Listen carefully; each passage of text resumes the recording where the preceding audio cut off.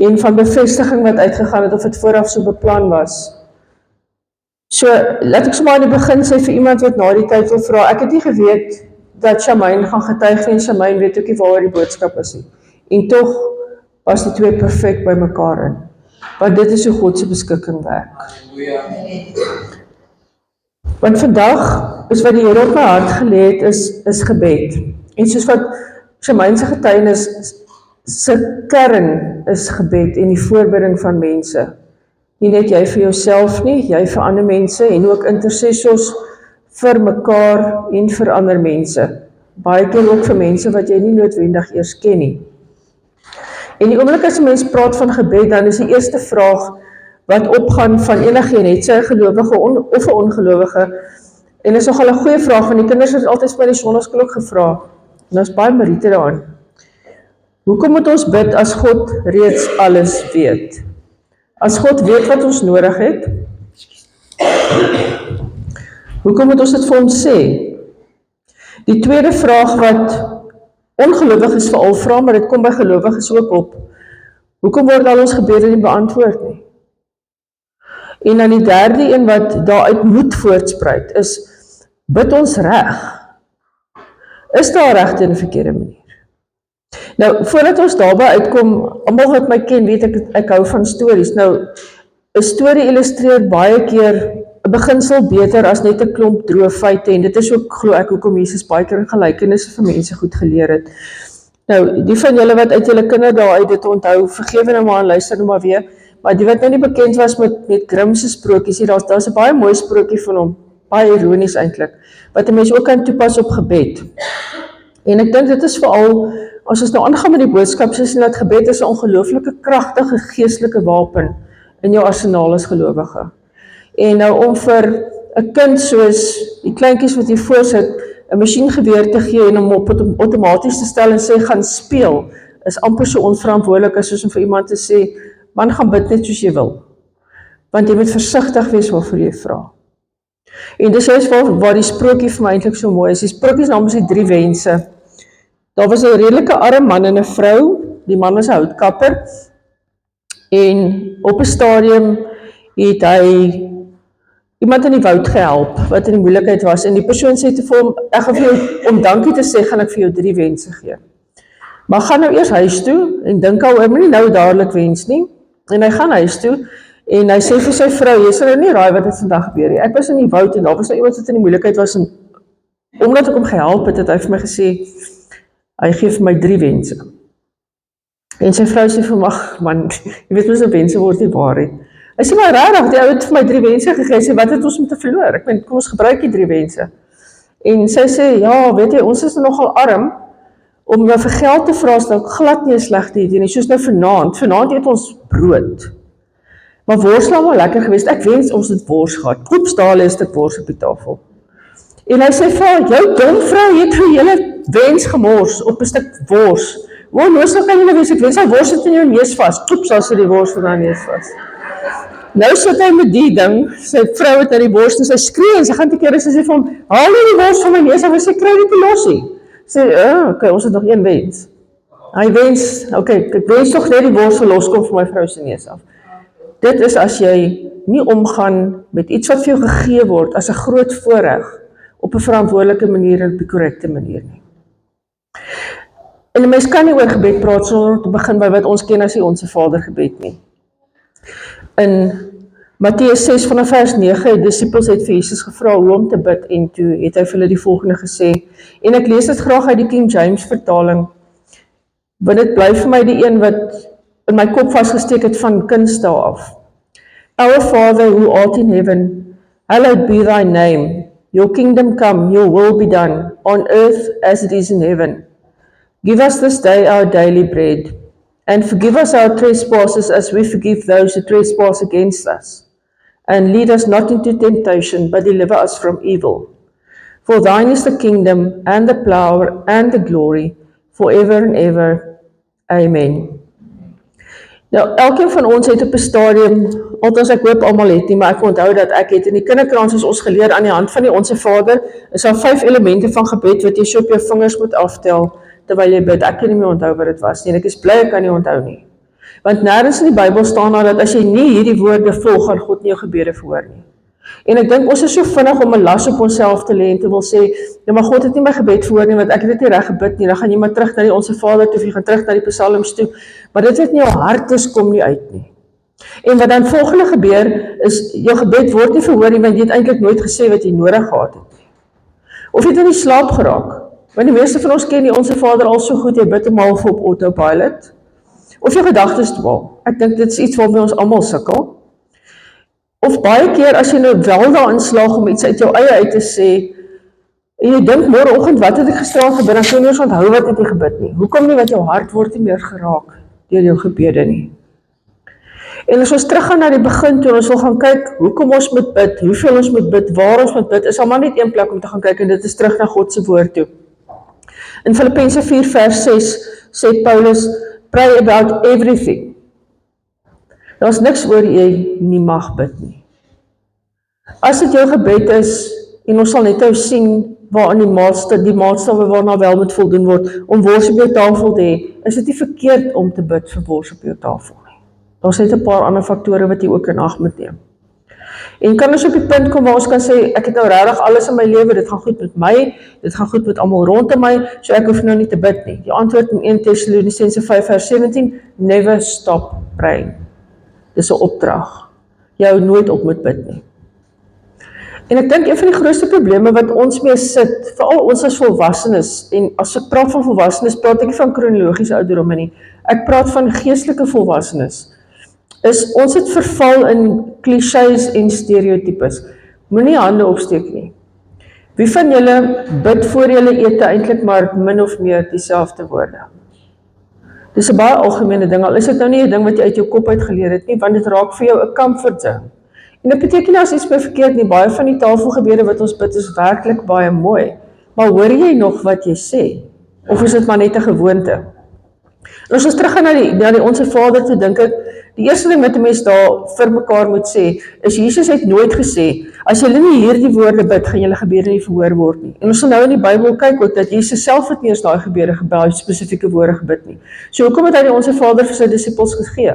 Omdat hy spesifieke beginsels aan hulle wou oordra. Die eerste beginsel, Onse Vader wat in die hemel is, gebed gaan altyd eerstens oor God. Nie oor jou nie oor jou siek vriende nie oor iemand wat sy hart seer is nie, natuurlik is dit belangrik. Maar dit gaan eerstens oor God. Dit is in die modelgebed wat Jesus vir ons gegee het. Dit gaan tweedens dat jy bid oor die regte behoeftes. Wat het jy nodig? Eintlik net jou daaglikse brood. Dis eintlik al wat jy nodig het, want daarbey is alles ingesluit. En ook net genoeg vir een dag, soos die manna wat die Israeliete in die woestyn gehad het. Derdens bid ons vir herstel van verhoudings deur middel van vergifnis. Vergewe ons skulde, ons herstel die verhouding tussen ons en God, soos ons ook ons skuldenaars vergewe, die verhouding tussen ons en ander mense. En vierdens beskerming, om nooit op dieselfde plek as die bose te wees nie. Want dis hoe tog hoe jy van die bose bewaar word. As die bose op een plek is en jy op 'n ander plek, gaan hy jou nie pla nie. En dis nou letterlik en figuurlik bedoel. So hoekom ons bid, is nie omdat God hierdie begeertes in ons hart ken nie. God ken die begeertes van ons hart. Soveel so dat wanneer ons nie weet wat om te bid nie, tree die Gees vir ons in. Met ander woorde, God weet so goed dat hy dit beter kan verwoord deur sy Gees as wat ons self kan. So hoekom bid ons? Omdat ons geskep is om na God te verlang. Ons diepste verlange is na God, om in God se teenwoordigheid te wees, om in God se rus te wees. En op hierdie aarde, aan hierdie kant van die hemel, is dit die naaste wat ons aan God kom, is wanneer ons in gebed met hom is. En daarom ook moet dit gaan oor God en sy koninkryk, meer as oor ons in.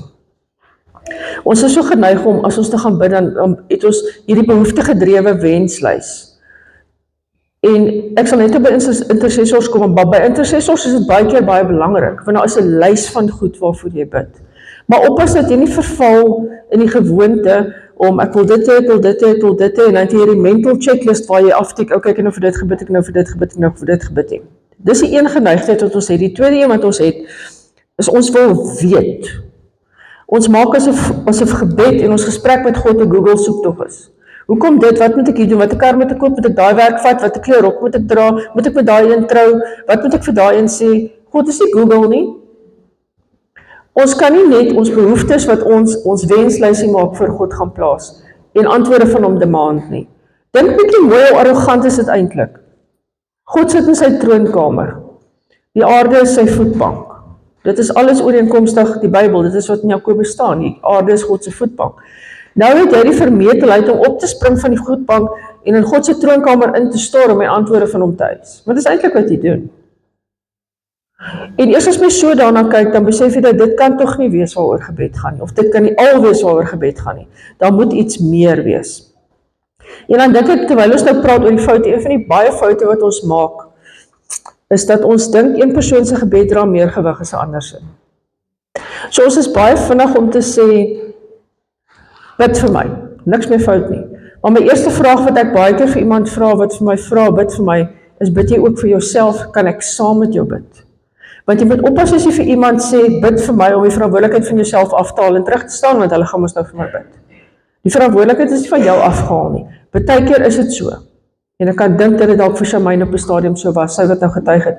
Dis net so seer in jou dat jy nie nou kan praat nie. Dan sê jy dit vir daai persoon, dan bid jy namens jou.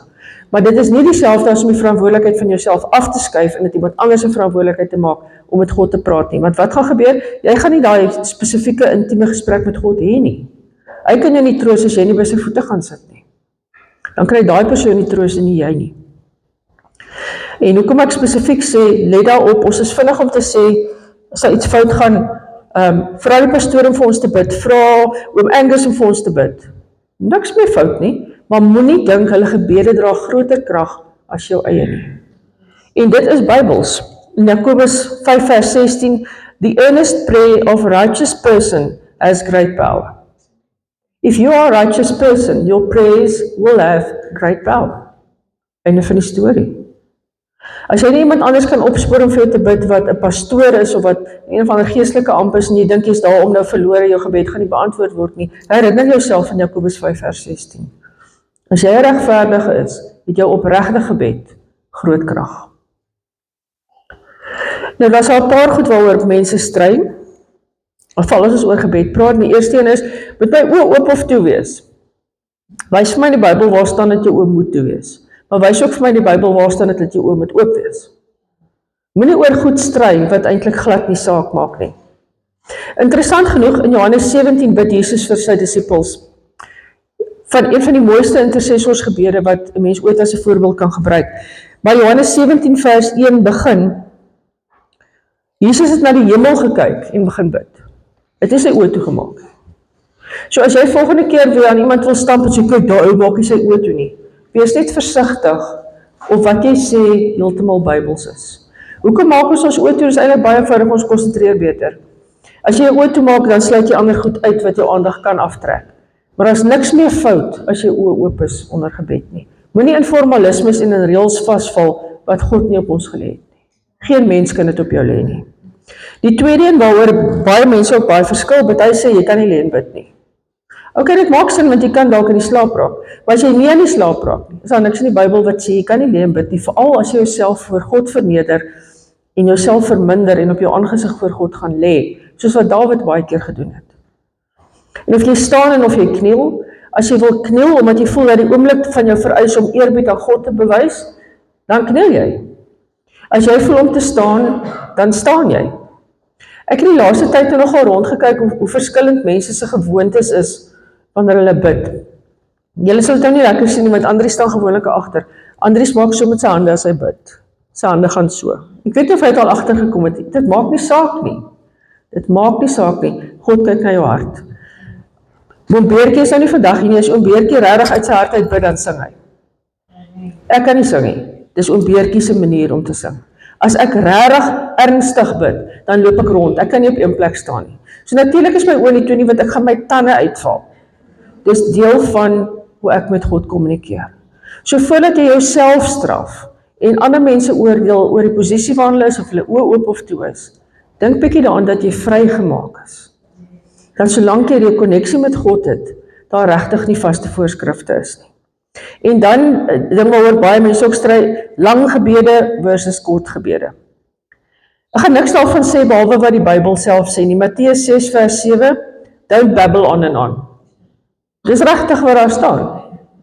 Moenie staan en praat en praat en praat en praat en praat as jy klaar gepraat het nie. Moenie babbel nie. Dink wat jy sê. Met ander woorde, ek dink wat Jesus eintlik daar sê, moet dit nie onnodig lank maak nie.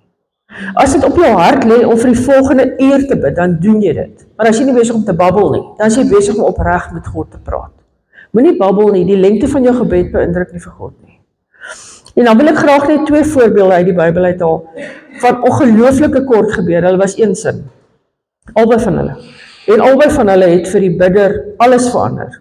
En die een van hulle voldoen aan daai verskriklike formaat van die Onse Vader nie. En dit beteken nie dat hulle nie effektief was nie. In Lukas 8, vers 9 tot 14, waar die tollenaar en die fariseer staan en bid, die fariseer 'n klomp woorde gebid, en dis juist uit daai konteks uit wat Jesus ook gesê het, don't babble aan en aan. Maar al wat die tollenaar gesê het, is, "O God, be merciful to me, for I am a sinner." Dis al wat hy gesê het. En dan die man wat aan Jesus se kant aan die kruis gehang het, al wat hy gesê het is, "Jesus, remember me when you come into your kingdom." Elkeen het net een sin gesê. En vir beide van hulle in daai konteks was dit genoeg. So ek dink wat belangrik is, as jy wil weet hoe lank jou gebed moet wees, moenie kyk na Kronos tyd. Die Kronos tyd is op jou horlosie. Dit is hoe lank dit vat. Kyk na Kairos tyd, God se tyd. Hoe lank is jou tyd met God in die gebed? Maak nie saak wat jou horlosie wys nie. Wat gebeur tussen jou en God? Dan 2 ander goed, een daarvan, of jy hardop moet bid of nie, soms moet jy. Want soms moet jy hoor wat jy bid. Partykeer staan 'n mens mos hier onder die stort vir alles jy moet gaan werk, en jy weet jy wanneer vir jou baas vra of jy môre kan afkry. Nou rehearse jy daai ding. Jy het hom in jou kop en jy beduie en jy gaan dit daai ding presies reg. En die oomblik as jy voor jou baas gaan staan, dan jy geen woorde nie, as dit goeiemôre, en dan vra jy nie eers of jy môre kan afkry nie. Ons is baie keer ook so as ons bid, ons dink ons bid in ons koppe. Maar as jy mooi gaan dink, jy maak nie eers jou sinne klaar nie, en jy herhaal goed. As jy dit hardop sê, kan jy hoor of jy sin maak of nie. Dis 'n manier om babbel te vermy. En ook natuurlik as jy vir iemand bid. Ek het nogal die gewoonte, en ek sê nie almal moet dit doen nie, maar dit beteken vir my nogal baie. As iemand vir my 'n boodskap stuur en vra bid vir my vir dit of dit, dan bid ek op die plek vir jou en ek tik dit vir jou en ek stuur die WhatsApp vir jou of ek stuur vir jou voice note terwyl ek bid. Want mense moet baie keer hoor dat iemand vir jou bid. Nie omdat die gebed dan meer krag het nie, omdat ons mense is en omdat dit vir ons iets beteken om dit te kan hoor. Dan ook oor die plek. Bid jy op die straathoeke om gesien te word? Ons almal weet dit is nie wat Jesus gesê het wat die regte manier is om te doen nie. Wat beteken dit dat jy altyd alleen moet bid? Nee, ook nie. Want dan gaan ons bijvoorbeeld nooit in die kerk bid nie. Ons gaan nooit by 'n bidhuur bid nie. Ons gaan nooit vir 'n sieke kan bid nie. Jy gaan na 'n sieke toe gaan en vir hom sê, "Hoor, sodra ek by die huis kom, gaan ek vir jou bid." En dit gaan hom natuurlik laat beter voel en sê dit sarcasm. Want hy het nodig om te hoor wat jy vir hom sê. Daar's 'n plek vir albei. Interessant genoeg nogal het Jesus baie keer tyd gemaak om alleen te bid. In Matteus 14 vers 23 het hy almal huis toe gestuur. After sending them home, he went up into the hills by himself to pray. Matteus 26 vers 36, en dit was op 'n baie pynlike tyd in Jesus se lewe. Dit was in Getsemane. En daar sou mense dink dat hy vir sy disippels sê, "Bly asseblief by my en bid saam met my." Maar dis nie wat gebeur het, hy het gesê, "Sit here while I go over there to pray." Want soms is dit nodig dat jy alleen met God praat. As ons wil praat oor vereistes van gebede, dan kan ons net na die Bybel toe gaan om te kyk wat is vereistes. Ons moet versigtig wees om te praat oor goed soos of jy oë oop of toe is, of jy sit of staan, of jy in Engels of Afrikaans bid, of jy die Onse Vader formaat gebruik en of jy net een sin gebruik, want niks daarvan is Bybelse voorskrifte. So as jy voorskrifte soek vir gebed, gaan terug na die Bybel toe. As die Bybel dit nie 'n voorskrif maak nie, moet jy dan nie daai juk op jouself lê nie. Ons is tog vrygemaak. Een ding wat wel 'n vereiste is in die Bybel, ons bid in die naam van Jesus. Hoekom? Julle almal ken die storie, die meeste ken die storie van Alibaba en die 40 rowers en niemand kon die rowergrot oopmaak om by die skatte uit te kom as jy nie die magic word geken het nie. En die magic word was open sesame. Jesus se naam is nie 'n magic word nie. Dis nie hoekom ons in sy naam bid nie. Ons bid in sy naam omdat hy vir ons die pad oopgemaak het na die Vader toe. Groot verskil. Dan sê Hebreërs 10 vers 22, let us get right into the presence of God with sincere hearts. Jy moet met 'n opregte hart na God nader, wanneer jy in gebed tot hom nader. En dan, Jakobus 4 vers 7, humble yourselves before God. Wees nederig as jy nie teenwoordigheid van die skepper van hemel en aarde is. Een wat lewe en dood in sy hande hou. En as dit beteken dat jy moet plat lê of moet kniel, dan doen jy dit. Wees ook versigtig dat jy nie dink jou krag lê in jou gebed nie. Jou krag lê in God. Moenie van jou gebed 'n afgod maak nie. Jy bid vir God. Dit gaan primêr oor God. Jakobus 1 vers 5, but when you ask him, be sure that your faith is in God alone. Die voordeel daarvan is natuurlik ook dat as jy dink, jy bid verkeerd, en ek sê dit in aanhalingstekens, want ek is baie versigtig om te sê iemand bid verkeerd, gaan dit nie beteken dat jou gebed verhoor word of nie verhoor word nie, want die krag is nie in jou gebed nie. Die krag is nie in die korrektheid, of die mooiheid, of die welluidenheid van jou gebed nie, die krag is in God. Waak daarteen om selfsugtig te bid, Jakobus 4 vers 3, and even when you ask, you don't get it, because your motives are all wrong. You want only what will give you pleasure. En ons is goed hiermee om dit te vermom. Ons sê maklik, ons bid vir iemand, en dan bid ons regtig vir iemand, en ons bid opreg, want ons wil graag hê dit wat hulle nodig het moet gebeur, want ons kan baat daarby. Oppas vir daai selfsug, wat homself so vermom. En oppas ook, jy wat na die berg van God, na die heilige berg van God gaan, wie mag nader soos teenwoordigheid, hy van wat rein van hart is en wie se sonde vergewe is. Los jou sonde weg van jou ontmoetingsplek met God. Want Jakobus 4 vers 8 stel het redelik sterk, wash your hands, you sinners, purify your hearts, for your loyalty is divided between God and the world. Maar in Spreuke, Proverbs 28 vers 9, is dit baie krasser gestel. God detests the prayer of a person who ignores the law. En dit beteken nie dat 'n ou wat in die tronk is, nie kan bid nie. Dit is nie die law waarvan die gepraat word nie. Die law wat hiervoor gepraat word, is die Here se reg. Die Here se reëls. So jy kan nie met jou sonde in God se teenwoordigheid inkom. En dan die laaste ding, wat saamgaan eintlik maar met selfsugtigheid, oppas vir skynheiligheid, oppas vir voorgee. When you pray, don't be like the hypocrites who love to pray publicly on the street corners and in the synagogues where everyone can see them. Dan het ek gaan kyk na die voorbeeld van 3 mense se gebede in die Bybel, boonbehalwe die Onse Vader. Sodat dit duidelik geïllustreer kan word, eerstens, dat daar nêrens 'n formule voorgeskryf word nie, daar word beginsels voorgeskryf. Tweedens ook, is dit belangrik om te besef daar is verskillende tipe gebede. As ek besig is om van 'n perd af te val teen 'n kraans af, gaan ek nie die hele Onse Vader opgesê kry voordat ek die grond ondertref nie. Dan is dit baie keer net genoeg om te sê, Here help. Jou omstandighede bepaal baie keer die tipe van jou gebed. Een van die mooiste gebede waar dit vir ons geïllustreer word hoe iemand met God praat, soos 2 vriende met mekaar, is Moses se gebed in Eksodus 33. Moses het die gewoonte gehad om na die tent van samekoms te gaan, dan het die volk na hom toe gekom en hulle het vir hom raad gevra en hy het vir hulle gebid en hy het ook tot God gebid.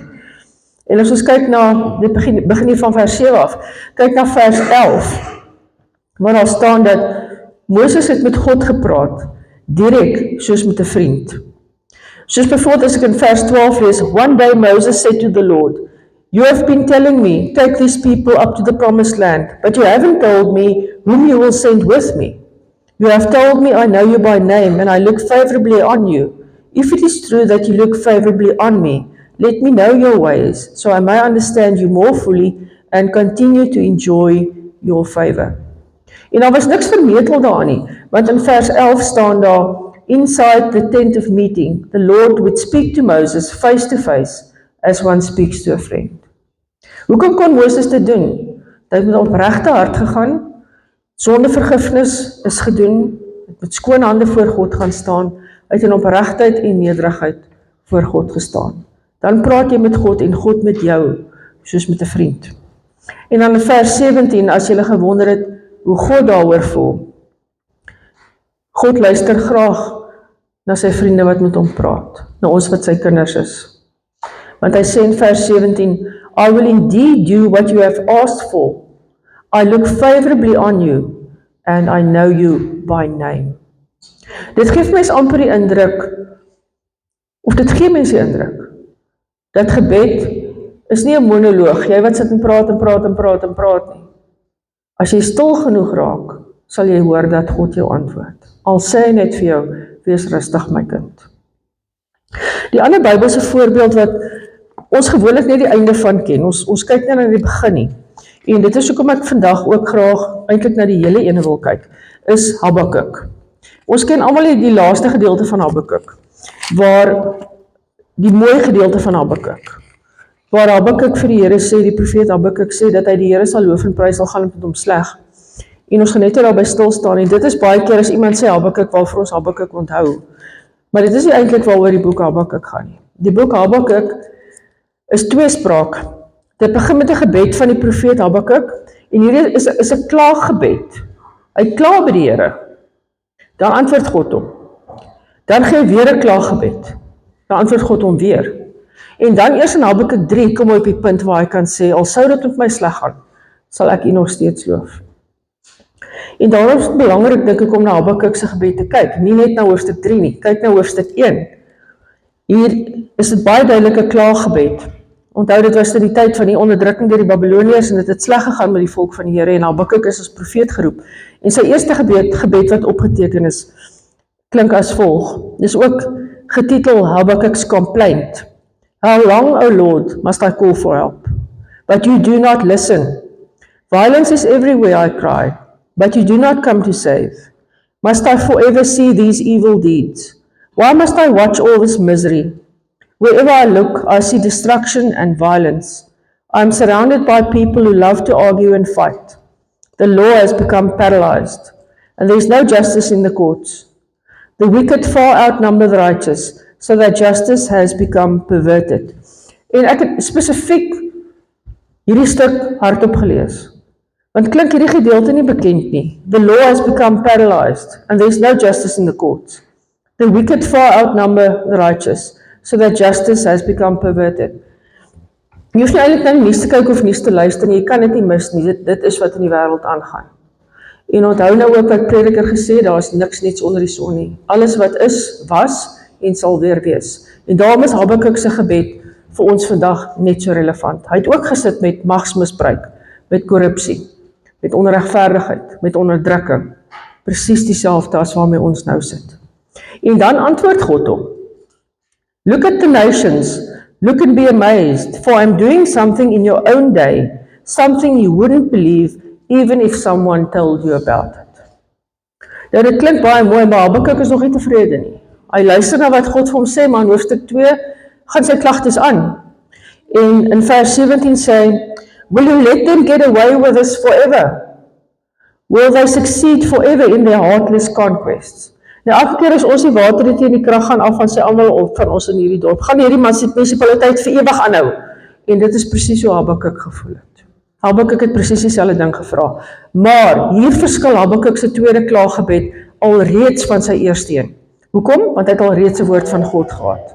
Dis hoe belangrik dit is om 'n gebed met God te praat, want anders as met die eerste gebed waar hy maar half moedeloos geëindig het, sy laaste sin was, the wicked far outnumber the righteous, so that justice has become perverted.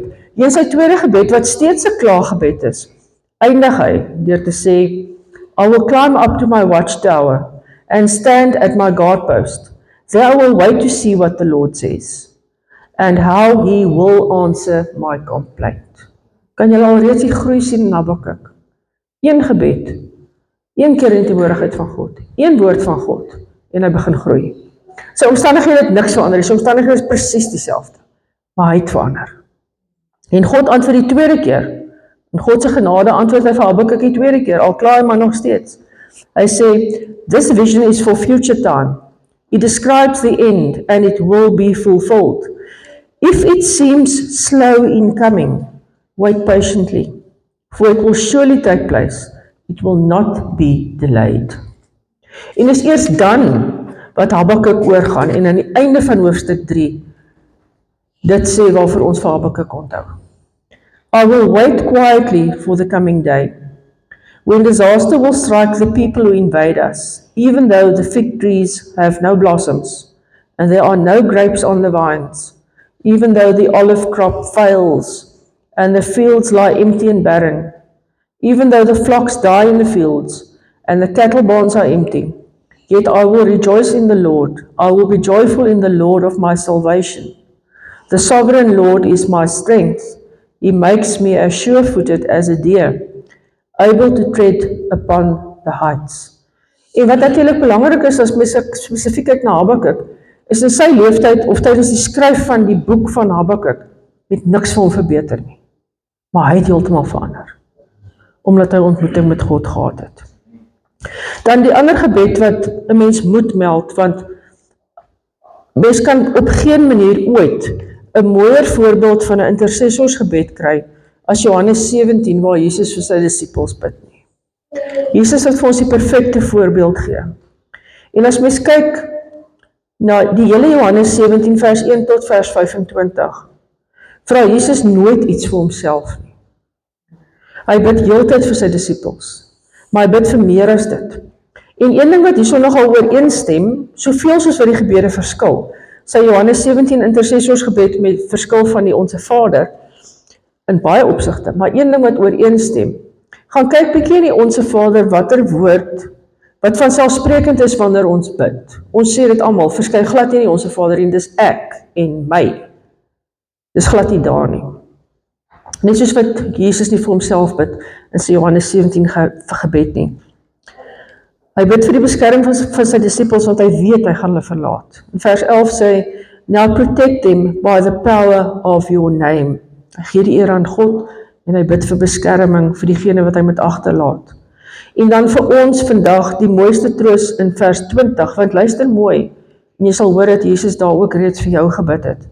I am praying not only for these disciples, but also for all who will ever believe in me through their message. En van daai disippels het van die boeke in die Bybel geskryf, wat vir ons na God gelei het. En daarom is Jesus Johannes 17 gebed ook vir elkeen van ons. En as jy wil weet hoe om vir iemand te bid, lees Johannes 17. Kyk hoe Jesus gebid het vir mense. Kyk die opregtheid en die nederigheid en die sagmoedigheid en ook die geloof waarmee hy gebid het as hy vir ander mense intree. Dan is daar ook 'n gebed wat ek graag vir julle wil lees, wat dis 'n wêreldse gebed in die sin dat dit nie uit die Bybel uitkom nie. Maar dit is deur iemand geskryf wat ook opreg na God gesoek het, en baie soos Habakuk, dat ek op die punt uitgekom het waar hy besef het, al verander my omstandighede nie, is God genoeg.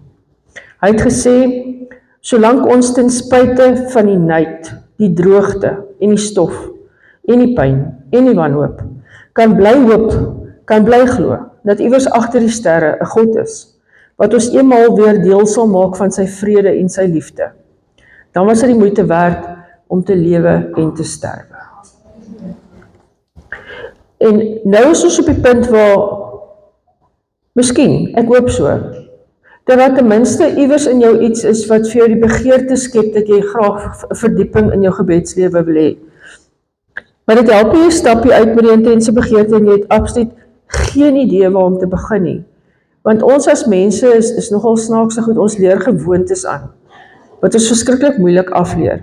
So jy die beste bedoelings ooit, maar jy bly nie daarby as dit nie 'n blywende verandering is nie. En om die antwoord daarop te kry oor hoe om jou gebedslewe te vernuwe, en ek praat natuurlik nou spesifiek met gelowiges wat al reeds 'n aktiewe gebedslewe het, as ook met die wat nie een het nie, maar ek wil myself verstout om te sê dat as jy nog nie aktiewe gebedslewe het nie, is dit makliker om reg te begin, as vir iemand wat nou reeds 'n aktiewe gebedslewe het, en hy het jy 'n paar goed wat jy moet gaan regmaak. Maar nie een van die twee is onmoontlik nie. En as ons kyk na die Bybel, is die eerste ding wat vir my uitstaan. Ons kyk na Moses wat met soveel nederigheid en ootmoed vir God genader het. Ons kyk na Jesus, ons kyk na Habakuk, ons kan selfs kyk na Dawid, daar is soveel gebede in die psalms. Wat het hulle wat ons nie het nie? Dis moeilik om dit vas te punt op een punt.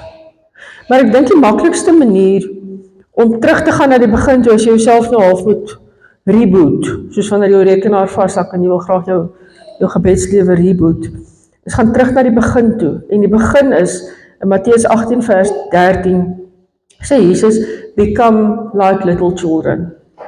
Kry die verwondering wat jy gehad het om in God se teenwoordigheid te wees, toe jy nog 'n jong gelowige, 'n nuwe gelowige, dalk 'n kind was, kry dit terug.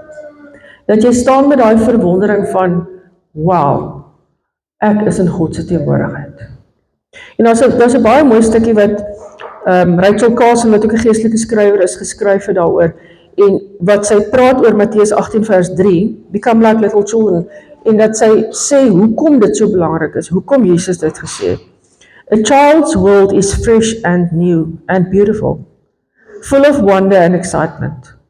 It's our misfortune that for most of us, that clear-eyed vision, that true instinct for what is beautiful and awe-inspiring is dimmed and even lost before we reach adulthood. En dis hoekom dit so belangrik is om weer soos kinders minstens na God te kyk. Dit maak jou ook nederig, dit maak jou ook afhanklik van hom. Dan kan jy werklik rus vind by sy voete. Dan wil ek net vir 'n oomblik terugkom na die wat ek genoem het die open sesame. As jy bid in die naam van Jesus, Jesus sê wat julle die Vader in my naam vra sal julle kry. Nou sê mense baie keer, maar ek het dit in Jesus se naam gebid en ek het dit nie gekry nie. Onthou net dat jy geen teks ooit in isolasie kan lees nie. Daarmee saam moet jy gaan bylees wat Jesus verder gesê het in Matteus 6 vers 33, toe hy gepraat het oor wat jy moet bid en waarvoor jy moet bid. Het hy gesê, seek the kingdom of God above all else, and he will give you everything that you need. As jy die naam van Jesus soos 'n open sesame wil gebruik, dat jy in die grot van rykdom kan ingaan, is jy nie besig om te bid soos wat Jesus gesê het nie, want jy soek nie eers na die koninkryk van God nie. As 'n mens dit nou duideliker kan stel, is wat Jesus gesê het, as jy bid dat die koninkryk van God sal kom in my naam, dan sal dit. En wat het ons eintlik meer as dit nodig? Wat het ons meer nodig as dat die koninkryk van God kom? Want hy sê verder, and he will give you everything you need. En dan natuurlik in Matteus 7 vers 11 bevestig hy eintlik dit as hy sê, so if you sinful people know how to give good gifts to your children, how much more will your heavenly Father give good things to those who ask him? En ons sal, as ons nou terugdink aan die 10 gebooie, baie goed onthou, moenie die naam van die Here jou God uitelik gebruik nie, want die Here sal die een wat sy naam uitelik gebruik nie, ongestraf laat bly nie. En ons is so lief om daarby vas te haak en te sê, jy moenie vloek nie, jy moet veral nie die naam van die Here gebruik nie, dis reg, maar dis baie meer as dit. As jy selfsugtig gaan bid, vir eie gewin, met vuile hande, in Jesus se naam, en dan wil jy claim dat daai gebed verhoor moet word, want ek het dit in Jesus se naam gebid, is jy besig om sy naam uitelik te gebruik. Dis nie waaroor dit gaan nie, dis nie 'n magic word nie, dis nie open sesame nie, dis heilige naam, wat met respek hanteer moet word. En dan as mens nou weer uitstap, dan inevitably gaan jy iewers weer 'n argument met iemand betrokke raak, maar kom ons weer terug, moet jy oë oop of toe wees, moet jy staan of sit, moet jy kniel, moet jy lê, moet jy Afrikaans of Engels bid, moet jy lank of kort bid. As daai argument begin, moenie stry nie, gaan net dadelik terug na Titus 3 vers 9 toe. Do not get involved in foolish discussions about spiritual pedigrees or in quarrels and fights about obedience to Jewish laws. These things are useless and a waste of time. Jy kan gebid het in daai tyd wat jy met iemand sit en stry. Moenie daaroor stry nie. Die Bybel sê nie vir jou oop of toe moet wees nie, so jy kan maar stry tot die koeie huis toe kom, soos my ouma altyd gesê het. Jy gaan nie daarop 'n antwoord kry nie, want die Bybel sê niks daaroor nie. Dis 'n useless argument. Gaan bid maar eerder vir daai persoon dat die Here vir hom vrede gee, want hy het nie vrede in sy gebedslewe nie, dis hoekom hy met jou stry. So, wat is gebed eintlik? Dis nie 'n wenslysie nie, dis nie om antwoorde te kry nie. So wat is dit? Dis vir ons om rus te vind by God. Dis vir ons om God se teenwoordigheid te beleef. En as jy dit nie kry in jou gebedslewe nie, dan is daar iets fout. Nou is twee partye by gebed, jy en God, raai by wie lê die fout. Ek dink ons hoef dit nie eers te antwoord nie. En een van die groot gevare, dink ek in jou gebedslewe is outomatiese gebede. Dat jy in 'n spesifieke situasie 'n outomatiese klomp woorde bid. As dit is wat by jou die probleem is, probeer dit bietjie verander. Dis 'n maklike begin. Probeer dit jou woorde verander en sien hoe word jou gebedslewe alreeds vernuwe. En dan die tweede ding wat ek baie keer doen, en dis nogal scary, nadat iemand dit een keer vir my gesê het, ons eindig gewoonlik ons gebede met amen, en ons almal weet wat dit beteken. Dis 'n baie strong agreement. Jy sê eintlik so be it, so sal dit wees. Maar daag jouself uit, as jy nou sê amen, dink bewuslik daaraan, dat jy sê, so be it, strong agreement with what I've just said, maar sien dit ook as 'n aanmelding vir diens. Dan sê jy vir die Here, nie net amen, so sal dit wees nie. Amen, so sal dit wees, want nou is ek in u diens om my gebede te laat verhoor word. Dis 'n challenge. Try dit. En dan wil ek net afsluit met een van die mooiste dinge oor gebed wat ek nog ooit gelees het. Dit is deur Sint Augustinus gesê, wat 'n monk was wat ure en dae aan mekaar gebid het. Niemand kan hom daarvan beskuldig dat hy nie baie tyd in gebed deurgebring het nie. En tog het hy aan die einde van sy lewe, toe vra hulle vir hom, nou wat wil jy sê oor gebed in jou gebedslewe? Toe sê hy, I got nothing that I asked for, but everything that I hoped for. Want dit is hoe goed God ons ken. Dit is hoe goed God die begeertes van ons hart ken. So moenie bang wees om te bid nie. Baie keer as mens luister na 'n boodskap en iemand praat oor gebed, dan dink jy, ek doen alles verkeerd. Ek gaan nie bid nie. Ek gaan veral nie hardop bid nie, want iemand wat nou ook na die boodskap geluister het, ek jy dit en dit doen nie. Dis juist wat nie moet gebeur nie. Mag hy die boodskap vir jou die vryheid gee om in God se teenwoordigheid te wees. Die vryheid om te weet dat die Gees vir jou intree wanneer jy self nie woorde het nie. Die vryheid om te weet dat wanneer jy nie oor jou lippe kan kry vir watter rede ook al, wat eintlik die begeerte van jou hart is nie, dat God die begeerte van jou hart ken, en die feit dat jy in sy teenwoordigheid kom sit het, en by hom die antwoorde gevra het, vir jou alles sal gee, wat jy nie kon sê nie, waarvoor jy net gehoop het. Hemelse Vader, vandag wil ek bid vir elkeen wat hier sit. Here, ek wil intree vir elkeen. Ek wil bid, Here, dat U self aan hulle sal verskyn, U self aan hulle sal openbaar. Here, dat U in elkeen 'n intense begeerte sal plaas om in U teenwoordigheid te kom. Here, want ons is half outomaties geneig om maklik vir onsself te bid.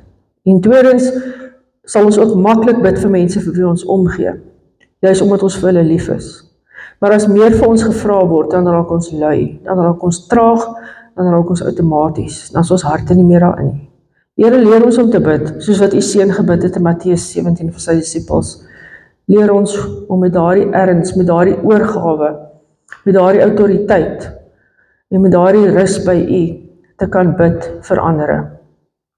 Here, dankie vir intercessors, dankie vir mense wat vir ons bid. Dankie vir ons wat vir mekaar kan bid, Here, maar meeste van alles. Dankie vir die rus aan U voete. Ek gaan spesifiek nie die sogenaamde altar call doen nie. Agter wil ek net beklemtoon wat Shamaine ook gesê het, is daar briefies en boksies waarin jy gebedsversoeke kan sit. Dis die een deel van waarmee ek wil afsluit. Gebruik dit asseblief, jy hoef nie jou naam by te sit nie. Dit maak nie saak nie. Wat ek wel gevind het, weer eens net ek persoonlik, as ek vir iemand bid, al is dit iemand wat ek nie ken nie, dan wil ek graag ten minste weet wat die persoon se naam is. Nie omdat ek nuuskierig is nie. Omdat ek graag die persoon in my geestesoog wil sien. En as dit iemand is wat ek ken, kom ons sê, byvoorbeeld nou, ons het vir Shamaine en vir Andries gebid, in 'n tyd wat dit vir hulle baie swaar was. Terwyl ek vir hulle bid, is dit my manier om hulle opreg voor God te plaas, deur hulle werklik in my gedagtes te kan sien. Ek kan sien hoe Andries se hande beweeg. Ek kan Shamaine sien dans voor in die kerk. En daarom is dit baie keer belangrik om jou naam by te sit, dit maak dit makliker vir die persoon wat vir jou bid. Maar as jy nie die vrymoedigheid het nie, is dit reg. God sal nog steeds weet vir wie die gebed is. En die tweede ding waarmee ek wil afsluit is, ek dink baie min mense hier weet wie is die kerk se intercessors. En dit maak ook nie saak nie. Dit maak nie saak wie hulle is nie. Maar as God vandag op jou hart gelê het dat jy by daai groep wil aansluit, kontak asseblief vir Gerry of Andries. As God dit nie op jou hart gelê het nie, beteken dit nie jy is 'n slegte mens nie. Nie almal word daarvoor geroep nie. Maar as God dit op jou hart gelê het, doen iets daaraan. As ek nou die volgorde reg verstaan, gaan ons dan nog offergawes opneem en ons gaan nog 'n lied sing. En dan gaan ek nie meer by die mikrofoon wees nie, so ek gaan sommer weer vir Randall vra om vir ons af te sluit as ons klaar is, asseblief.